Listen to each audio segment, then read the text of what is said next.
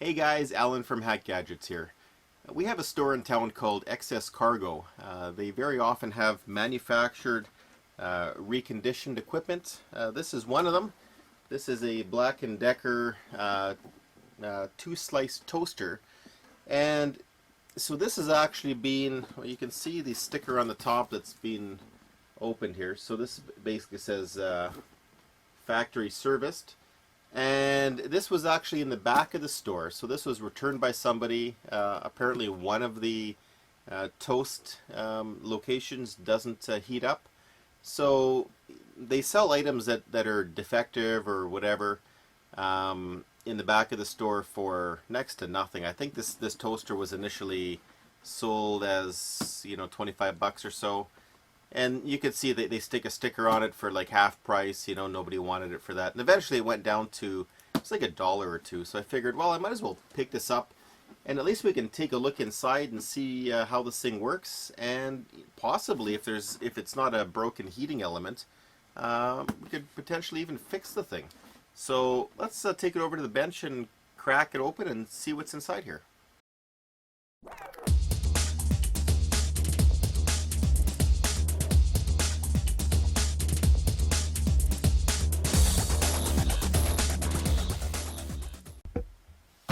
Okay, so here's the box. What do we got? Extra wide slots, automatically adjusts to all types of bread. One-touch controls. So it is a pretty high-end one. It has a whole bunch of these buttons on the front here. Let me just get it in a bit closer. Has a standard heating knob. It came with a 2-year warranty, so they did have some faith in this. And here's the thing: extra wide, one-touch control. 6 levels of browning, and a slide out tray for crumbs. And what else do we got here? So it can defrost, reheat, toast, breads, bagels, waffles, and more. Okay, so here's the 6 different levels of browning, and an easy to clean out crumb tray. We got some French, and what do we got here? Nothing much else. Okay, let's open up the box and take a look. Oh, here's the price. It was, let's see, $1.99. Okay, so this was open already. I just haven't taken it out of the actual box yet.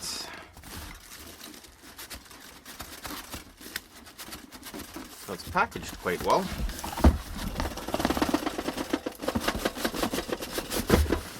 Real snug fit in there, and I'm hoping that this thing is actually quite clean. Hopefully it was defective immediately, and whoever owned this thing put one piece of bread through it, but we'll see. If not, we can always just toss this in the garbage if it's too dirty. Okay, so there's a few crumbs on here. But you know, overall, not too bad at all. It has a nice satin finish to it. So here's the actual toaster. Well, the knobs don't feel great. I can feel some rubbing in here. But, well, it's a toaster, so what do you expect? And same thing. These buttons here are a bit chunky in their operation. And probably like most of the new toasters, it doesn't actually latch in if it's not powered in. And nothing much there. There's a crumb tray. Let's take a look at the crumb tray. That'll tell us how many slices this thing has gone through. Well, and the crumb tray is basically clean. So this is probably done 1 or 2 slices. They determined one of the slots doesn't work, and they brought it back to the store. Okay, so the crumb tray is out. I've banged it around a little bit just to get the rest of the crumbs out, so I don't think we have, and there was very little in there. So I think this thing was probably dead out of the box, or, you know, it died after a few slices. Okay, so how do we get into this thing? There's no visible screws at all. So So the only thing I can see is there's these little feet here. Bingo. So there's some screws underneath the feet. There's one under there too. Yep. Okay, 4 screws. Let me find a screwdriver. Okay, so one thing I didn't realize is we got 2 Phillips right there and right there, and they were a bit sneaky here. So this one here is actually a Torx. So I got one of these just universal security bit drivers that has all the different security bits in it, and this is the one I need. This happens to be a T15, so this is the one that they're using, Torx 15. So let me finish getting these ones out here and we'll crack it open. Okay, screws are out. This is what we got. Regular Phillips head here, and then we got the fancy Torx that they're using. I don't know why they're using Torx. I don't know who they're trying to keep out of here, but anyway, that's what they decided to do. Okay, so let's unravel the cord here. So it looks like the cord is being held in from the inside. Let's see if we can pull this thing apart.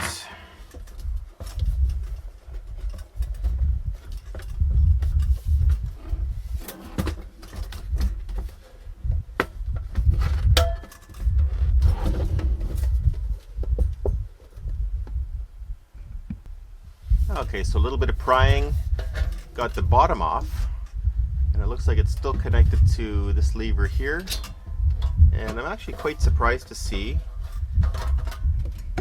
quite a bit of actual electronics. There's a little transformer in there,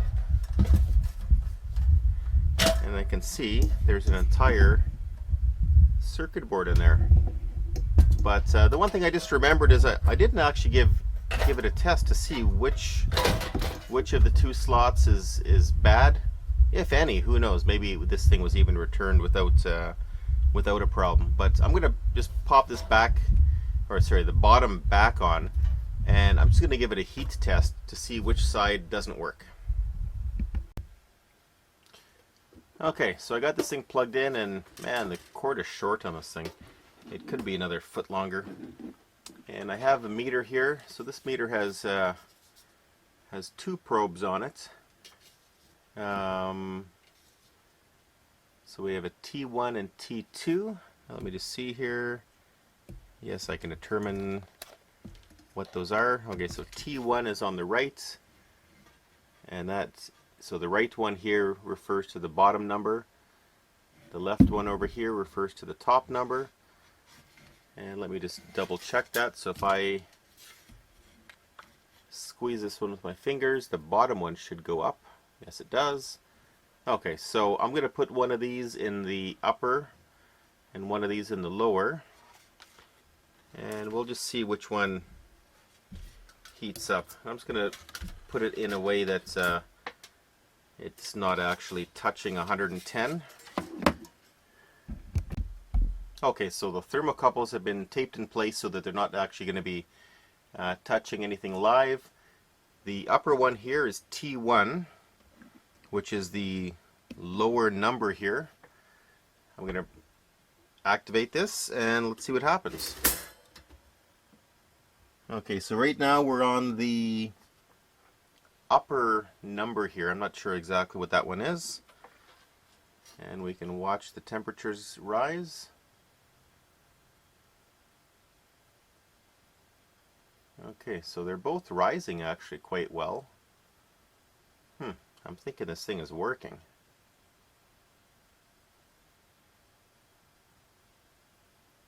They're actually tracking pretty close to each other.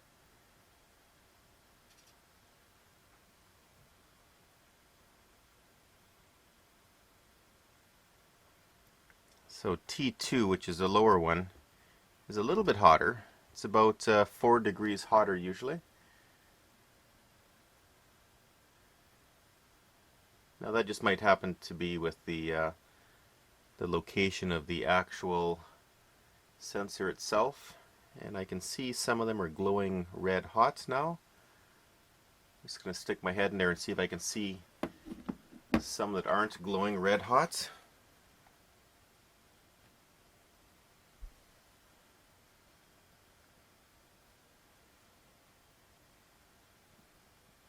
Okay, so the internal one here and the internal one here is red hot. I can feel some really good heat coming out of there. And the outside ones are not.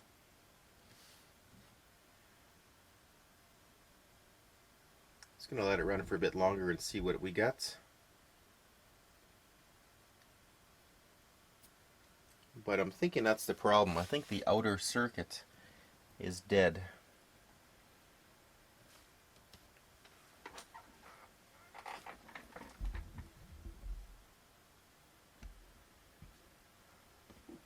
Okay, so after quite a while, they're still tracking very close to each other. So I'm going to stop the test here and conclude that it isn't indeed one slice that's working and one slice that's not. It's the two inner are working and the two outer are not. Let me just drop down here and see if we can see. Oh, there we go. And it's not red anymore, so I'm not sure if the camera caught it, but it was a cherry red on the inside, but not on the outside. Okay, so it's unplugged. I've given it some time to cool down. Let's crack it apart and see if we can't see what is wrong with this thing.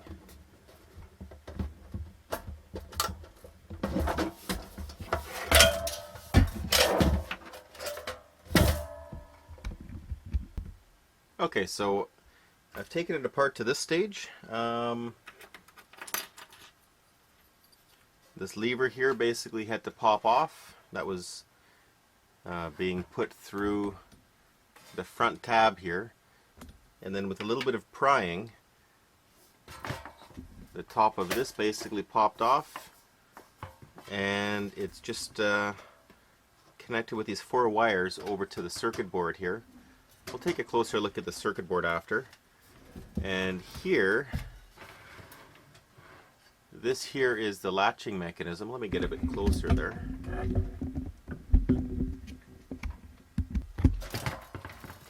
So this here is a latching mechanism. When this gets pushed down, there's a metal plate on here, and this is basically an electromagnet. So this is what holds it down. And the activation circuit is right in here. So the way this works is, here's the power leads coming in. It snakes through. One of them, I can't remember, one of them gets connected on the back of this board right here. And the other one gets connected on the back of this board here. And it gets transferred to the top of these boards as soon as this plastic piece gets pushed down. And you can see there's a set of contacts in here, and there's a set of contacts in here that gets squeezed apart and makes a connection when this is pressed in here. And that just basically brings power over to the upper portion of this board. So the entire circuit is actually dead when this is up, drawing 0 power. And obviously, so if you can stick a fork in there or a knife in there, there's no chance of electrocution. Not that I would ever stick a knife in there when it's not plugged in, but it's a pretty nice fail-safe unit. Okay, I have a meter here, and it's just on continuity test. And we have our AC plug-in here. The wide set is always the neutral, and the narrow one is always hot. So let's test the neutral first. So neutral is connected to the far connection here. and it'll get connected up here as soon as this is depressed. Let's just see if, so what we're doing is we're testing this contact back here just to make sure that it is functional when this is depressed. So that's good. And we'll test the other one here. So this is the hot, and hot gets connected over to the bottom here. And so it's a hard connection. This is the wire coming in right here, and it gets soldered directly to the back of here, and it gets transferred to the top of this board and leaves on these two red wires when this is depressed. So I'm going to press this down, and you can see the contact right here. There's the two contacts right in there. So I'm going to depress this. Okay, so these connections here through these contacts are working good. And this actually has some really nice test features. So there's a connection here. This red wire comes in here and gets crimped on, or spot welded onto the beginning of this connection, which goes all the way up to the top and leaves out of this wire over here, which does the same thing on the back side. So the nice thing about that is there's a little bit of bare conductor in here, and there's a nice big test hole, so I can actually just put my lead right onto there and go over to here. So now we know this entire element is good, and I'll do the same thing for the other side. Okay, so this is pretty strange. I can meter all the way from this element here. It goes all the way up to the top. There's a jumper here that goes to the top of the next upper outside element, and this one goes all the way down to the bottom, and there's another test hole on this side. So I have this again in continuity, and so right now if I look at the meter, it's 0.000 continuity. I'll short out these two, or I'll test these two, and the meter is showing 0.027. So we have good continuity all the way through the two outside elements. And I can go a step further. I can actually monitor from one of the plugs here. Not sure where this one's coming back to.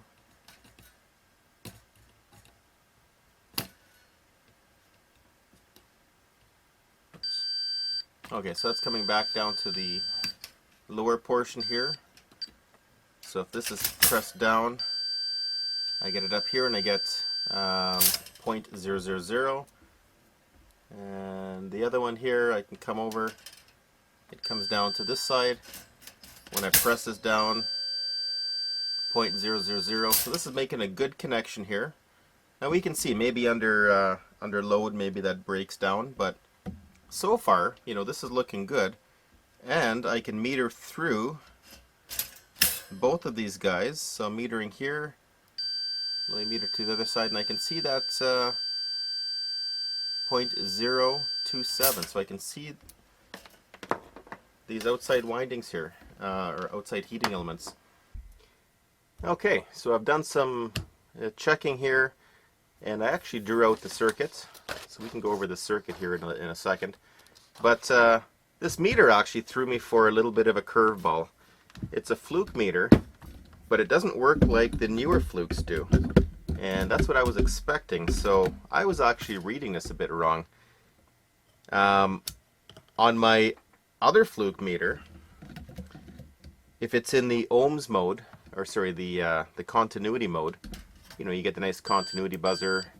And let me see if I can put this in a different way so you can see the screen a bit easier. It's not going to work. Hold on a second. Okay, there we go. No more glare on the screen. Okay, so in continuity mode, I'm used to having the continuity displayed on here. So this one here, it's beeping. It doesn't show you, you know, ohms or volts or whatever, but, you know, I figured, well, I know better. I know that's ohms because it's in continuity mode. And I was just out of the fluke here. I was just checking some things in ohms mode. And I saw some differences. So I was really wondering what's going on. So for example, I'm going to meter here. This is on the contact side.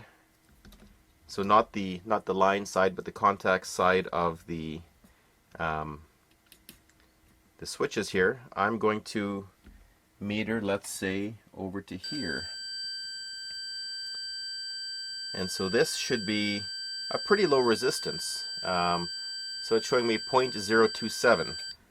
And I figured, okay, well, it's 0.027 ohms. Well, it's not. If I move over to the ohms scale and meter the same thing again, I get 41 ohms. Well, that's a huge difference. So what is it doing? When it's in this mode, it's actually in continuity / diode mode. And how can we prove that? So I just have a generic diode here. This happens to be, I think it's a 4401. So I'll put it reverse biased. I get nothing. I'll put it forward biased. There we go. So we got a 0.549 volt drop across this guy. So, lesson to be learned here. This this meter, you know, learn how to use your meter. I'm so used to using my old one, my well, newer Fluke, which I don't happen to have here right now. I've just got so used to using those, and you know, second function is actually the diode check on my meter. So if you just come over to that mode, it's automatically in a low ohms mode with continuity buzzer. This one doesn't have that, so that really kind of threw me for a loop, and which is why I actually drew out this diagram. But now we have a diagram, so I can show you how this thing is actually wired up, which is quite neat. And I can see why they did it this way. This is for, you know, absolute cost saving. So let's go over this diagram here. Okay, so it starts off at the plug end, which is up here, live and neutral, or line and neutral. Easiest way to remember which one is, so neutral is sort of the safe one, and the easiest way I remember that is, you know, the neutral is I've listed it here as the wide one here. So this one here would be neutral, and the easiest way to remember that is on the outlet side. This will obviously have the wider slot, and so it's obviously it's bigger, it's wider, it's easier to stick things in, and that is why this one is safer. The narrower one is the hot, or the line one, which is indicated here as L, and that's the narrower one. Okay, so the way this works is it comes directly over from the cord to this normally open switch on both sides, normally open contacts, and that is right here again in the unit. So that is, let me get something to point at. That's this guy right here, and this guy over here. So you can see I can actually close that one, and this is identical on this side here, and that just activates with a plunger. So when this is connected to the handle on the outside, so this is what the user would push, and then when this gets pushed down, you can see those contacts make. So that piece of plastic just basically jams both of those things over and makes a connection. So that's what we're denoting here. Is this push down plunger is what we just pressed. That gets connected to these two contacts and basically pushes these closed. So now this connection is made to here, this connection is made over to here, and they actually have these color coded. So here's the blue and here's the red. So here is your power coming in. Down at the bottom, here's your power cord coming in. It gets connected over to these guys at the bottom here, and then as soon as these get connected, this connection gets made over here, and this connection gets made to these. So all that's doing is basically allowing this connection to come out on these two red wires, and this connection to come out on these two blue wires. And these just feed the circuitry.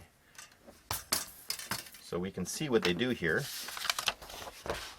Okay, so on this side here we have the red is hot in this case. So this comes over and it connects over to the right outside heater, and that goes through the heating elements, and then it jumpers over on the back and it goes through all of the heating elements on the left outside side, and then that just basically gets jumpered over to the blue side, and we can see that right here. So this is where red comes over, gets connected, and then the actual connection is made in here to the heating element. So on the inside, the heating element, you can see it goes all the way up from the bottom all the way to the top, just zigzags across, and then it gets connected right here to this wire, and this wire just basically jumpers it right over to the other side and does exactly the same thing in reverse. So here's your connection now. So this is just a chunk of wire, and then it snakes all the way down through those heating elements, gets connected down here, and it comes back on two wires actually. So there's a white wire here and a blue wire. So the blue wire comes over and gets connected to the other side. So that's basically this connection right, let me see, right here. This is that blue connection, and that white wire is actually this one here. So the other white wire, it's actually connected here. I'm just showing it here. It's the same connection point, but it actually physically gets connected out of here. And this actually goes over to the control board. So this white wire that comes out of here, if we trace it through, that's actually this connection right here. And if we look on the front, it might be kind of hard to see, but it does say N under there, which denotes neutral. And that is what this side is. This is the neutral side, which will get connected over to there. So that is the neutral side. Okay, and following this through some more, when this is pressed down, we got hot on this side, and that also feeds the inside. So there's a connection to the inside heating coils, which go all the way up, and then eventually that just gets tagged over to blue. So whenever this plunger is pressed down, no matter what the electronics are doing and no matter what, as soon as these two connections are made physically by pushing this down, all of these heating elements should be on, regardless of what the control board is trying to do.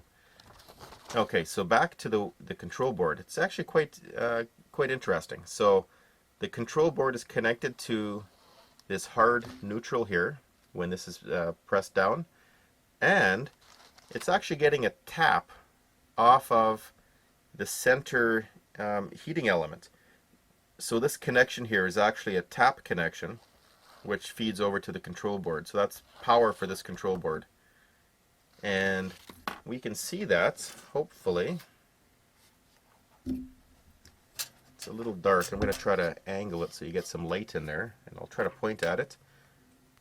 Okay, so the connections come in down here. There's 3 wires, so 2 of them are for power, and the third one is the tap.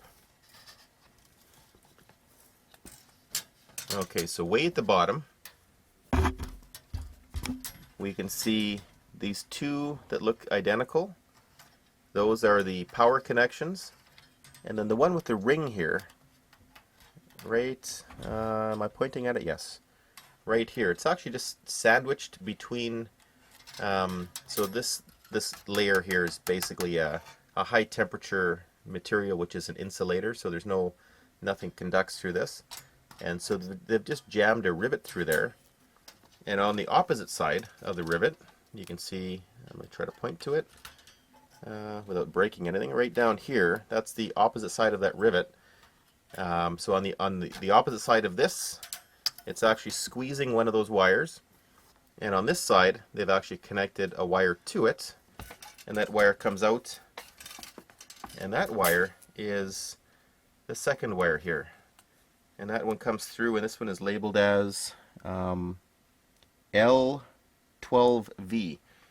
So that's your line voltage, 12 volts. So what they've done is, this is basically a large potentiometer, and so if we have, 110 volts in here, so let's say this is 110 volts, this is 0, let's say, this is AC voltage. So what they've actually done is they've tapped off, let's say 1/10 of all of these, and they brought that out of here, and now this is a nice low voltage for this control board to work with, because this control board has transistors and LEDs and things that require lower voltages on here, so they don't want to deal with 110 volts and have to manage that. So what we can do is we can actually plug this in. I haven't metered this voltage here. This is just just through a bit of deduction here, but let's actually power this up and carefully tap this here, and let's see what sort of voltage we actually get. Okay, so the toaster's plugged in. I'm going to be very careful because obviously there's a lot of exposed live connections here, so I'm going to be very careful of what I touch and what I stay away from. I've had a good look at the circuitry, so I know nothing is actually shorted out to the case, and since it is just a dual prong plug with no ground connection, it is actually possible to have the case energized. But I've looked at the entire circuitry, so I know by touching the case, by touching this, I'm not going to get a shock. Okay, and what we're interested in is, as soon as this plunger is down, this is the electromagnet right here. So this electromagnet should activate, and it should hold this portion, this metal portion, onto the magnet. So that should keep it down. And while it's down, I should be able to meter these 2 points here and see what kind of voltage I get. So I have the meter; it's in volts AC. And so according to the silk screen on the other side, I should be able to get about 12 volts. Let me see if I meter this. Can you see the meter? Yeah. Okay, let's go. Let's push this down. So it should be heating right now, and I see a red light glowing underneath here. And I'm gonna hold this down, and I can see on the meter I got 10.84 volts. So yeah, pretty close. There we go. And knowing how this works, this is being held by the coil, which is connected to these 2 yellow wires. As soon as I unplug this, this thing should pop up. So I'm going to unplug it right now. So there we go. It immediately pops up. So, and I did see I can feel some heat coming out of here. So this is a bit warm here, and I saw the interior coils heating up there.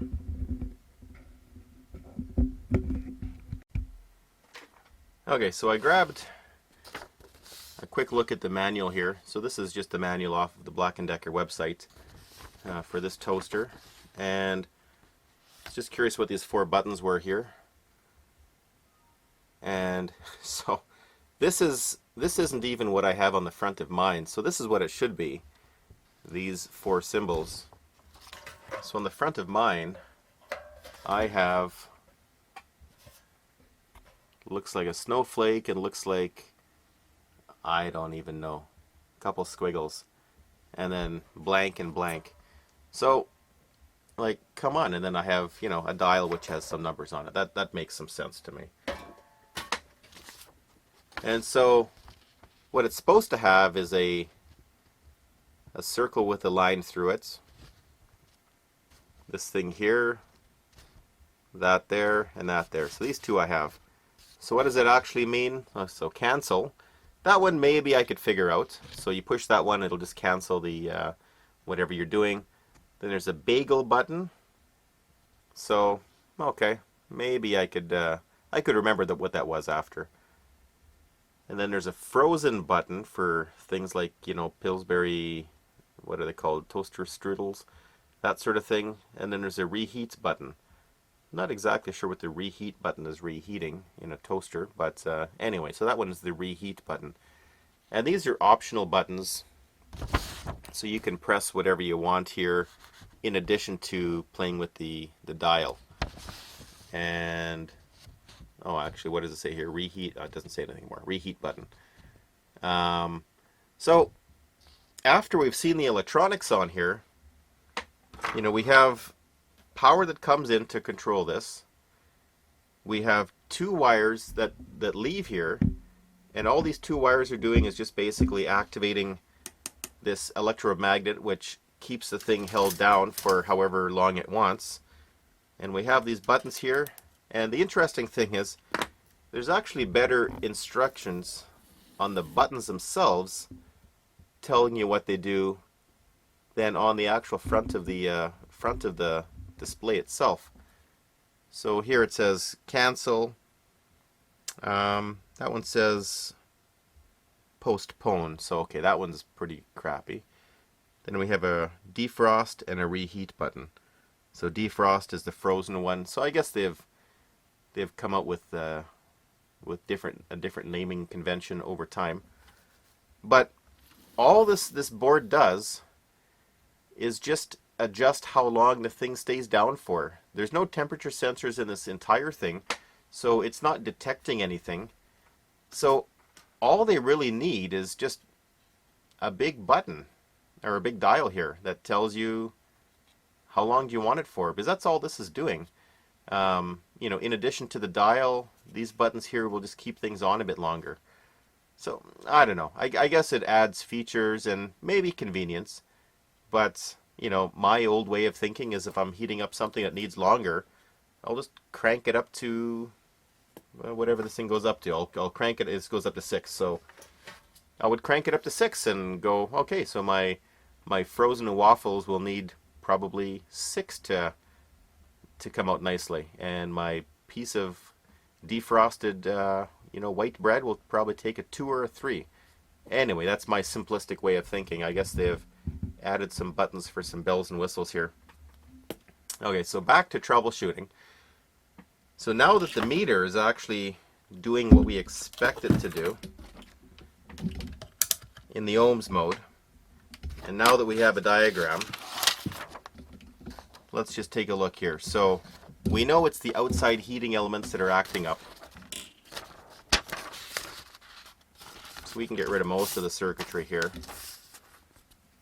Okay, so all we need to do is just go, what is happening between this connection and here, or this connection and here, or anywhere in between here, because any break in this wiring would cause an issue. So now that our meter is working properly in ohms, let's just check this out. So I'll go from this point here, and I'll meter the back. So I'm metering, let me just show you here. So I'm going to meter the back corner, which will show me the resistance of this entire heating element. Let me see if I can keep that in frame here. Okay, so there's the meter. Let me just put it up on something again. Okay, so I'm just going to go from red to the back of this location here. And actually, I'll let you just meter it on the inside. That'll be easier. Okay, and so we have 14.1 ohms, and the nice thing about that is even with that information we could actually calculate how many watts this thing will actually draw. Okay, and I'm just going to meter on the other side here, which will tell me if this wire is good that jumpers across. 14.2, so this entire heating element, this wire is good up until this point. And I'll meter down to here. And what do we got? 42 ohms. Okay, and that should be much lower. Now the issue we're having here is, there is other heating elements that are in parallel with this, so we're metering a few different things. So it turns out the break is actually right here, and an easy way of determining that is I'm just going to meter this one element right here, and I'll meter down to the connection point. So I got 55 ohms, and I can see where the break is. I'm going to meter right to the connection, and there's my 14 ohms, which I'm expecting, which was the same resistance of the other side. So I have a brake right in here. Now the only issue with this sort of construction is, here, let's see if we can show the brake. This is of course unplugged right now. Okay, so right inside there, let's see if I can get something to point at it. Okay, so the brake is right between the wire and the connection in there.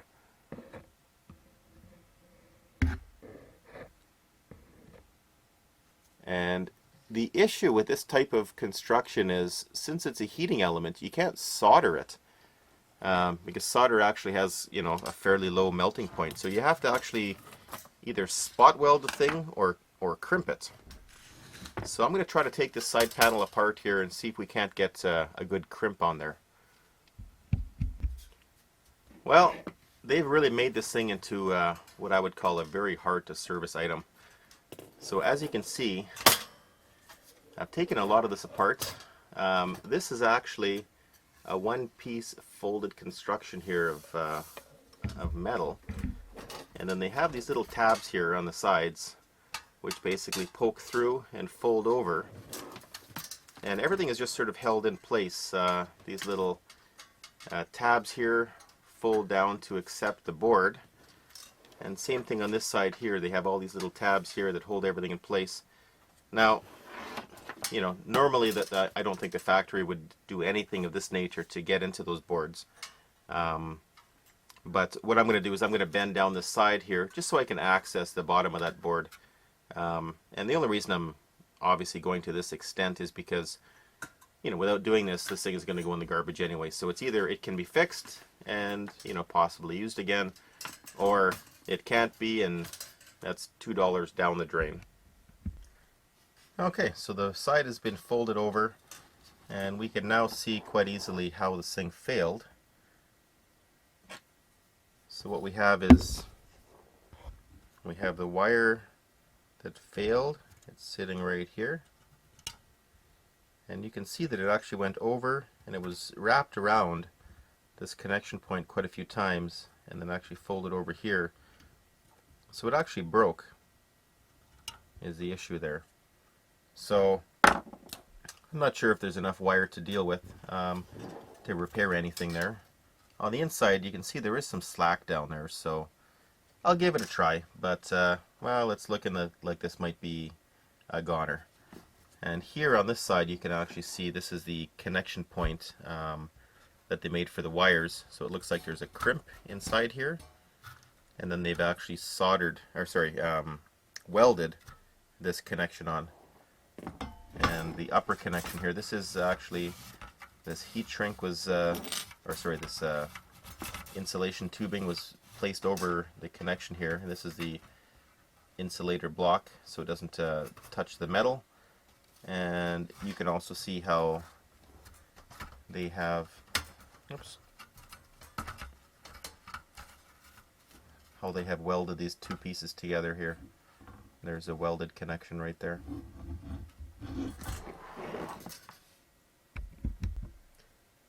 Okay, so a decision has been made. This is a lost cause. Since I can't get a good crimp on there, I'm not going to repair this in a way that it's going to be actually used.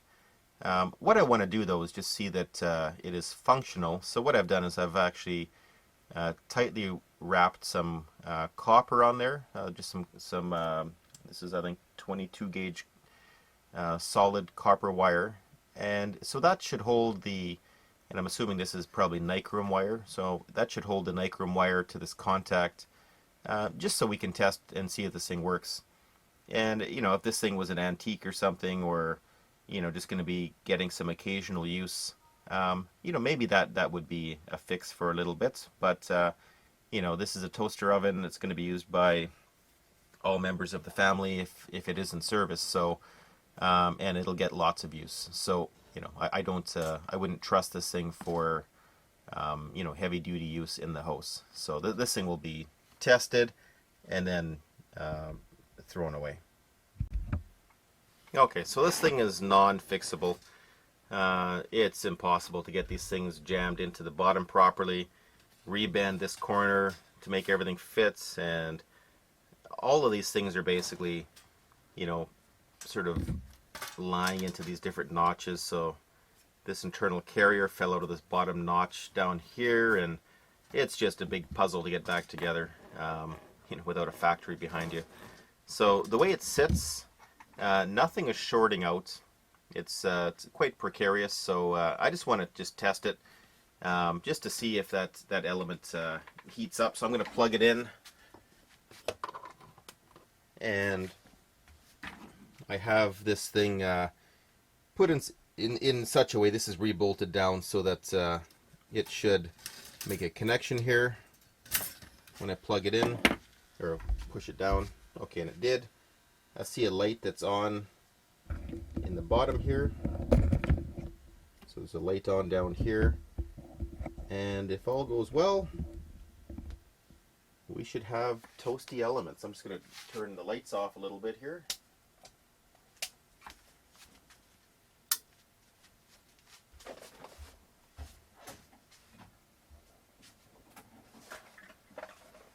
Okay, I see glowing elements. Front, back, sides. Yay, it works.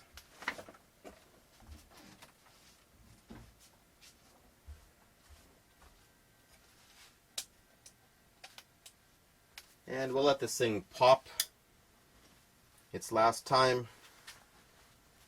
and then it'll be taken apart. So I'm thinking the only thing that I can really use from this is maybe the electromagnets. Those switches are too unique. Maybe the potentiometer. I think everything else is basically just throwaway parts.